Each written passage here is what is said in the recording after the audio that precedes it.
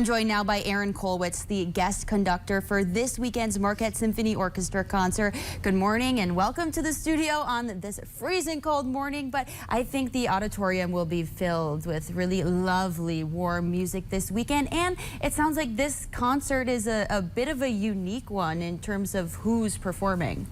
Yeah, we have a lot of things going on this weekend. So tonight's our first rehearsal with everybody, but yeah, we have a couple choirs joining us. So the Marquette Choral Society, which is my chorus, and then also the NMU Arts Chorale. In addition to some guest soloists, Tony Biacco. Everybody loves Tony Biacco, especially in Nagani. Nagani's Tony Biacco. And of course the orchestra, which sounds fantastic. So lots to look forward to, and an even fuller sound than what just the Marquette Symphony Orchestra can provide with the addition of those choirs. What kind of music will be performed this weekend? Well, obviously it's a holiday theme, so you can expect to hear some of your standards, your favorites, Rudolph the Red-Nosed Reindeer, you know, things that you've heard before, Winter Wonderland, Let It Snow. But we're also doing some stuff from the Nutcracker. I'll be conducting a couple of the suites from the Nutcracker Ballet. Fantasia on Green Sleeves. A lot of people recognize that as kind of a holiday tune.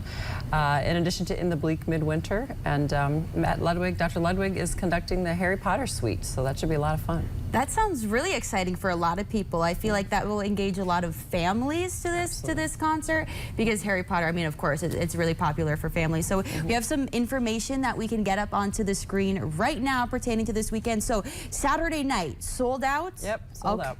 Okay, so you can't check out this concert Saturday night, but Sunday at 2 o'clock, there are tickets available. And is this an abridged version of the concert? Yeah, so Sunday, we'd really like people to come out and join us for that, because it's really a family-friendly version. So it should be relatively short, about an hour long.